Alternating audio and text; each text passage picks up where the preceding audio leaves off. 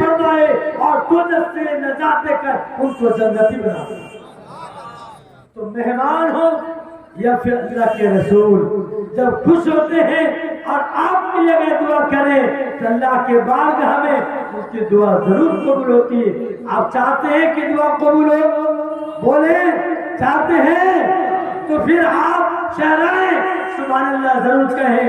कुछ ऐसी बेखुदी है, तेरे इंतजार में तस्वीर बन चुका हूँ, तेरे इंतजार में आहट में कान, दर्द पे नजर, दिल में इश्तियाक, आहट में कान, दर्द पे नजर, दिल में इश्तियाक, आंखों के सूख गए तेरे इंतजार में इल्म का दरिया प्यार का सागर। कहिए मचल के सुभान अल्लाह, और जोर से सुभान अल्लाह। इल्म का दरिया प्यार का सागर, नास में इनके अखलाक, पैकर रहमत, मेमार मिल्लत, फैज़ मुजस्सम जिंदाबाद।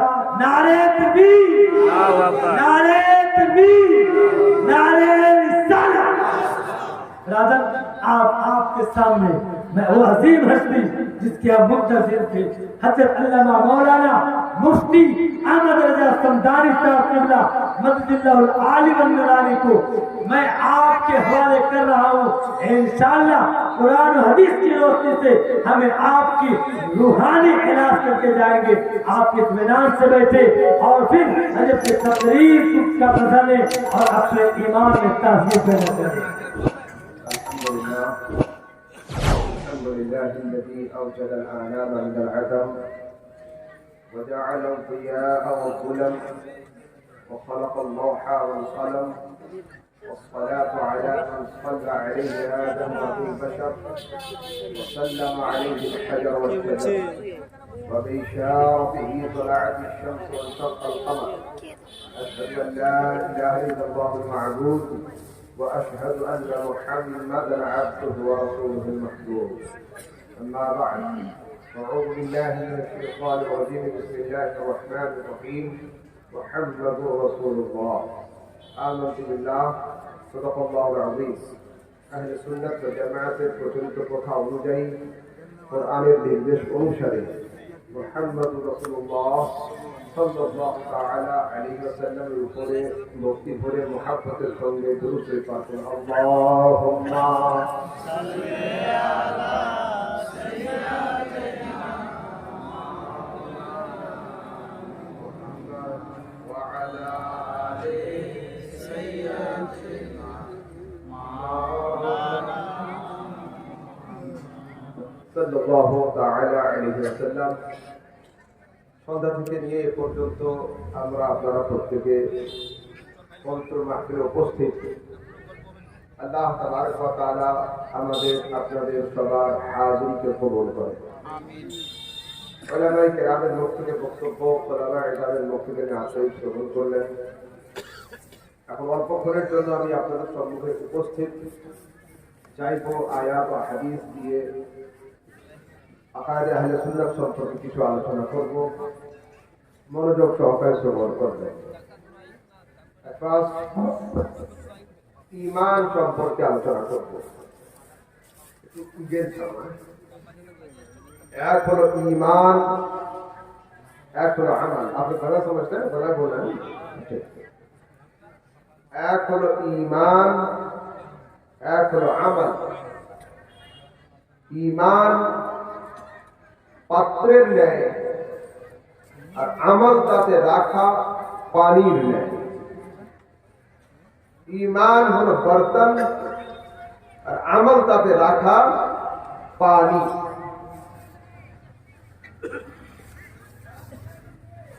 তো পানি থাক আর না থাক, পাত্র কিন্তু রাখতে হবে মজবুত। আমি হলাম গরিব, আমার কাছে পয়সা নেই, তার অর্থ এই নয় যে আমার পকেটটাকে ছিঁড়ে রাখতে হবে। কেন? রাস্তায় বের হলে কোনো দানির সঙ্গে সাক্ষাৎ তো হতে পারে, সে যদি দেয় রাখার পরে যেন পড়ে না যায়। এক হলো ঈমান, এক হলো আমল। ये नमाज, ये रोजा, ये हज, ये ज़कात, ये इबादत, आराधना, उपासना, ये सब কিছু হলো পানির ন্যায়। আর এই জিনিসগুলো যার উপরে দাঁড়াবে তার নাম হলো ঈমানী পাত্র। তো যদি আমলের সম্পদ কম থাকে থাক, কিন্তু ঈমানের পাত্রকে মজবুত রাখতে হবে। কেন? কিয়ামতের দিনে আল্লাহ তাবারক ওয়া তাআলা যখন রহমতের পানি ঢালবেন যেন আমার পাত্র থেকে পড়ে না যায়। এখন ঈমান কাকে বলে? একটা বৃক্ষ বা গাছ। কোরআনে কারীমের মধ্যে আছে ওয়ান নাজমে ইযা হাওয়া। নজম, নজম মানে কি? স্টার বা তারা। লোকাতের কিতাবে আসছে আন নজম আল আসল। নজম মানে হলো আসল, রুট বা জড়। মুহাদ্দিসিনে কিরাম যখন কোন হাদিসের সনদ খুঁজে না পান তো লেখেন লা নজম লাহু, আই লা আসলা লাহু, এর কোন আসল বুনিয়াদ পাওয়া গেল না। তো আল্লাহ পাক বলেন কসম নজমে। নজম কে? কোরআনের তাফসীর লিখছে নূরে মুস্তাফা। ইজা হাওয়া, মেরাজের রাতে মুহাম্মাদি নূর যখন উপর থেকে নিচের দিকে অবতরণ করছে। রাসূলকে নজম বললেন কেন? রাসূলকে আসল বললেন কেন? তবে এক দরখত, গাছ, গাছে থাকে ফল, ফুল, ডাল, পালা, শাখা প্রশাখা। গাছের নিচের দিকে থাকে গাছের জড়।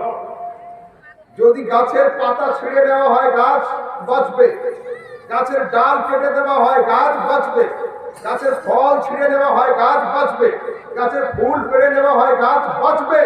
কিন্তু ডাল, শাখা প্রশাখা, ফল, ফুল সব কিছু রেখে দিয়ে যদি গাছের জড় কেটে দেওয়া হয় ওই গাছ কিন্তু আর বাঁচবে না। ও জগৎবাসী মানুষ, ये नमाज, ये रोजा, ये हज, ये जाकात, ये इबादत, ये आराधना, ये उपासना, কোনটা ফল, কোনটা ফুল, কোনটা শাখা, কোনটা প্রশাখা, ঈমানী বৃক্ষের জড় হলেন মুহাম্মদুর রাসূলুল্লাহ।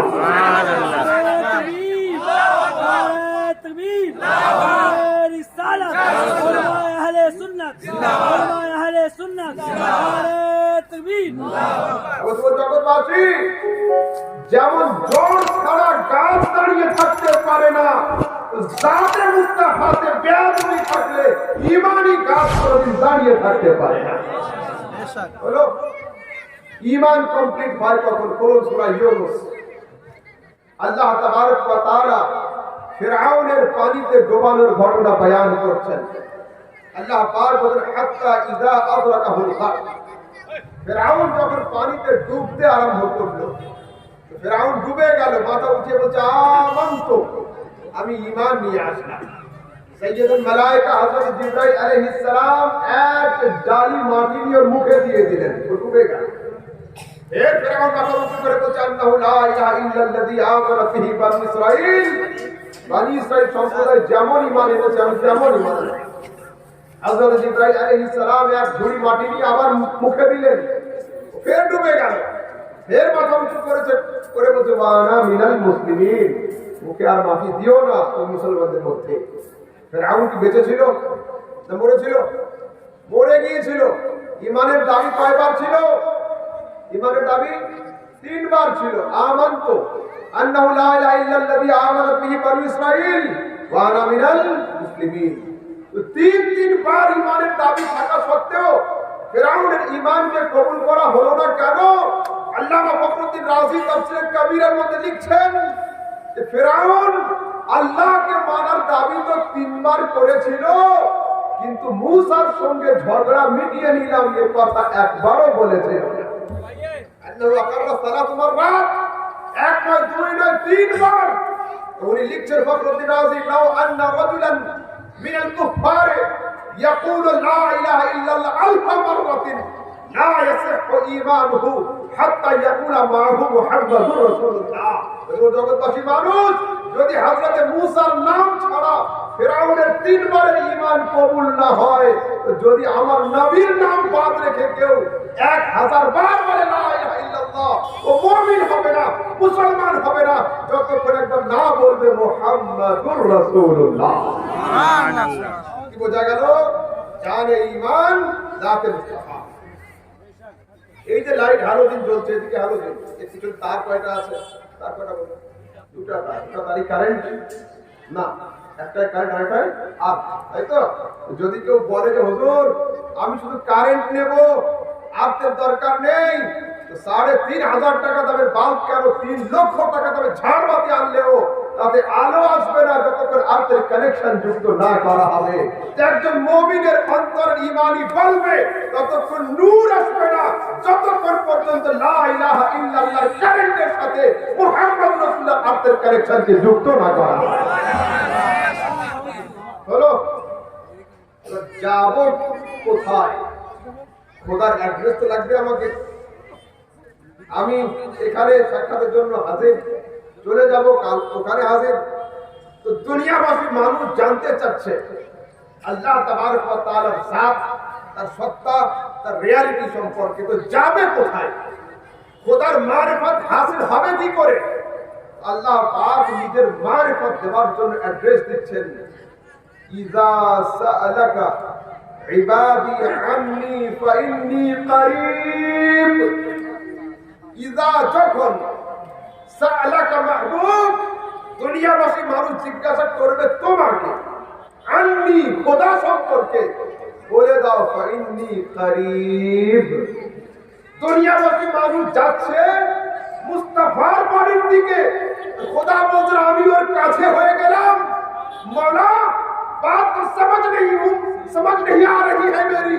लोग जा रहे हैं बारगाह मुस्तफा की तरफ, तू कह रहा है मैं उससे करीब हूँ। फिर इमाम अहले सुन्नत बोल पड़े, खुदा खुदा का यही है दर, खुदा खुदा का यही है दर, नहीं है और कोई मफर मकर। तो वहां से हो यही आके हो, तो यहाँ नहीं वो वहां। ও দুনিয়াবাসী মানুষ, বারগাহে মুস্তাফা হলো বারগাহে খোদা। যদি কেউ মুস্তাফার বারগাহে গায়ের হাজির থাকে, ও খোদার দরবারে হাজির হতে পারবে না। ওখানে যাবে তো ঈমান পাবে। একদিন মারওয়ান বাড়ি থেকে বের হয়েছে, দেখছেন একজন লোক রাসূল আকরাম সাল্লাল্লাহু তাআলা আলাইহি ওয়াসাল্লামের মাজারের উপরে উপুর হয়ে শুয়ে আছেন, মাজার সাথে জড়িয়ে পড়ে আছে। মারওয়ান পিছন থেকে জামাকে ধরে বলতে, মাযা তাসনা, কি করছো এটা? মাথা উঠিয়েছেন, দেখছেন হযরত আবু আইয়ুব আনসারী। হযরত আবু আইয়ুব আনসারী বলেন, জিতু রাসূলুল্লাহ ওয়া লাম আতিল হাজার। আরে আমি জিন্দা মুস্তাফার কাছে এসেছি, আমি কোন পাথরের কাছে যাই না। আমি জিন্দা মুস্তাফার কাছে এসেছি, আমি কোন পাথরের কাছে যাই না। হযরত ওমর রাদিয়াল্লাহু তাআলা আনহু কবুলে ইসলামের আগে যখন বাউন্ডারির বাইরে তিনি থাকতেন, একদিন আমার রাসূল 39 জন মুসলিমকে নিয়ে, সাহাবীকে নিয়ে ইনডোর মিটিং করছে। ইনডোর ঘরের মধ্যে হঠাৎ করে দরজাতে আওয়াজ হয়েছে ঠক ঠক করে। রাসূল বলেন, দেখো তো কে, খোলো। রাসূলের সাহাবী দরজার ফাঁক থেকে হালকা তাকিয়েছেন, দেখছেন ওমর দাঁড়িয়ে আছে। আওয়াজ আসতে হয়ে গিয়েছে, বলছি ইয়া রাসূলুল্লাহ, ওমর দাঁড়িয়ে আছে। ওপেন দ্য ডোর, দরজা খুলে দাও। বলছি ইয়া রাসূলুল্লাহ, হাতের তলোয়ার নিয়ে দাঁড়িয়ে আছে। রাসূল বলছেন ওপেন দ্য ডোর, দরজা খোলো। বলছি ইয়া রাসূলুল্লাহ, তলোয়ার খাপ থেকে বের করে নিয়ে রয়েছে। রাসূল বলছেন তোমরা বাড়ির দরজা খোলো, ওমরের অন্তরের দরজা আমি খুলে দিয়ে দেব। ওমরের দরজা আমি খুলে। তো যখন রাসূলের সাহাবী দরজাকে খুলেছিল, হযরত ওমরের নিগাহ মুস্তাফার নূরানী চেহারার দিকে পড়েছিল। হযরত ওমর উঁচু তলোয়ারকে নিচু করে বলেছিল, আশহাদু আল্লা ইলাহা ইল্লাল্লাহ ওয়া আন্নাকা রাসূলুল্লাহ, আমি সাক্ষ্য দিচ্ছি আল্লাহ এক এবং তুমি হলে আল্লাহর রাসূল। হলো লোকটা পয়েন্ট অফ ভিউ আহমদ রাসূল সামদানি হলো এটা। হযরত ওমর কাদের সাথে থাকতেন? যাদের কাছে কাবাতুল্লাহর চাবি থাকতো তাদের সঙ্গে থাকতেন। হযরত ওমর কাবাতুল্লাহর চারিদিকে খুব ঘুরতেন। হযরত ওমর কাবাতুল্লাহ কব্জাকারীদের সঙ্গে থাকতেন। কিন্তু হযরত ওমর কাবাতুল্লাহতে কব্জা করার কারণে ওলিউল্লাহ হয়েছিলেন না। যেদিন হযরত ওমর কাবা থেকে সরে এসে দামানে রাসূলুল্লাহকে ধরেছিলেন, ওমর ওলিউল্লাহ হয়ে গেছে। ও জগৎবাসী মানুষ যদি জবরদখল বছর করে কেউ কাবাতুল্লাহ হাতে রাখে, কাবাতুল্লাহ কন্ট্রোলিং এর জন্য ওয়ালিউল্লাহ হওয়া যায় না, দামানে রাসূলুল্লাহ হাতে থাকলে ওয়ালিউল্লাহ হওয়া